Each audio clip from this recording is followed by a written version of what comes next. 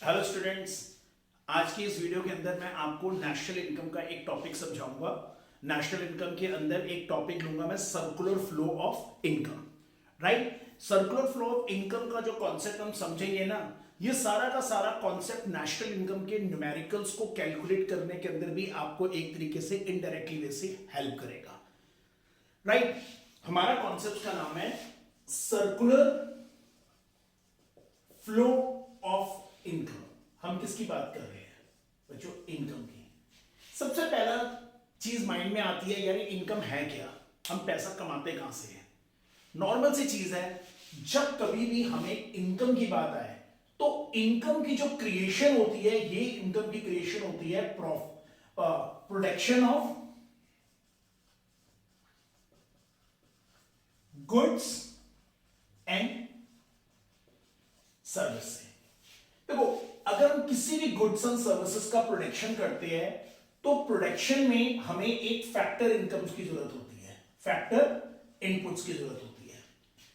Factor input जिसको हम primary input भी बोलेंगे, प्राइमरी इनपुट। राइट, प्रोडक्शन करने के लिए हमें एक नॉन फैक्टर इनपुट्स की भी जरूरत होती है।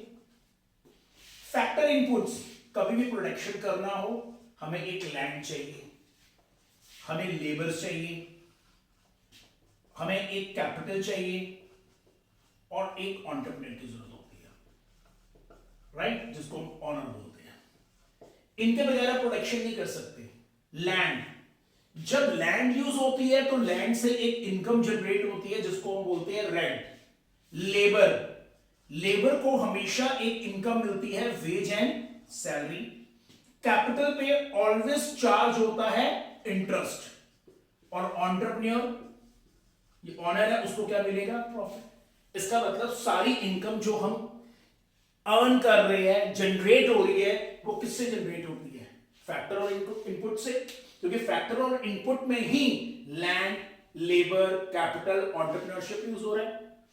अब लैंड है तो उसका रेंट चार्ज हो रहा है, लेबर को वेज एंड सैलरी मिल रही है, कैपिटल पे इंटरेस्ट चार्ज हो रहा है, और ऑनर है जो ये ऑर्गेनाइजर है, इसको क्या मिल रहा है? प्रॉफिट। कल मैं प्रोडक्शन के लेवल को जीरो कर देता हूं, इक्वल टू जीरो, तो ये इनकम भी सारी क्या हो जाएगी? Equal to zero. इसका मतलब सारी की सारी इनकम की जनरेशन कहां से हो रही है? Production of goods and services से। राइट, अब देखो इस कॉन्सेप्ट को समझते हैं बच्चों। पहला पॉइंट, कभी भी हमने अगर प्रोडक्शन करना है, प्रोडक्शन किसकी रिस्पॉन्सिबिलिटी होती है? प्रोड्यूसर की। और प्रोडक्शन कहां पर किया जाता है? एक फर्म सेक्टर में। और किसी भी चीज का प्रोडक्शन करने के लिए हमें किस चीज की जरूरत पड़ती है? फैक्टर इनपुट्स की। Land, labour, capital and entrepreneurship. Right, इन चीजों की मतलब प्रोडक्शन किसकी जिम्मेदारी है? प्रोड्यूसर की। वो कहां करेगा? फर्म सेक्टर में।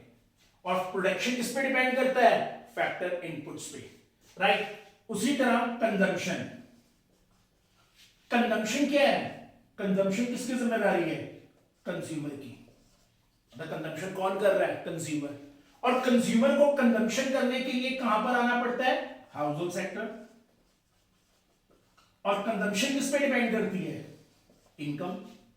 अब देखो, प्रोडक्शन के लिए फैक्टर इनपुट चाहिए, कंजम्पशन के लिए हमें इनकम चाहिए। अब प्रोडक्शन फर्म सेक्टर में है, कंजम्पशन हाउस होल्ड सेक्टर में है, इनकी आपस में इंटरडिपेंडेंस है। एक हम लेते हैं जैसे कि फर्म सेक्टर, एक आ गया firm sector means producer. Right, एक हो गया house hold sector. House hold sector means consumer. Firm sector ने प्रोडक्शन करना है, प्रोडक्शन करने के लिए फर्म सेक्टर्स को क्या चाहिए? Factor inputs. तो ये सारी फैक्टर इनपुट की सप्लाई इनको कौन देता है? Household sector. Factor inputs, land, labour, capital, entrepreneurship, इन सारी चीजों की पेमेंट करता है, राइट। दुनिया का रूल है भाई, एक चीज दोगे तो उसकी जगह पे एक चीज लोगे भी, या लेओगे तो एक चीज दोगे। अब firm sector, house hold sector ने फर्म सेक्टर को इनपुट्स दिए, हाउस होल्ड सेक्टर वाले ही अपनी लैंड देते हैं, हाउस होल्ड सेक्टर से ही लोग काम करने फर्म सेक्टर में आते हैं, यही लोग अपनी कैपिटल इन्वेस्ट करते हैं, राइट ना। तो फर्म सेक्टर फैक्टर इनपुट की सप्लाई किससे ले रहा है? हाउस होल्ड सेक्टर से, और फर्म सेक्टर इसके बदले में सेकंड नंबर पे इनको क्या दे रहा है? Factor payments.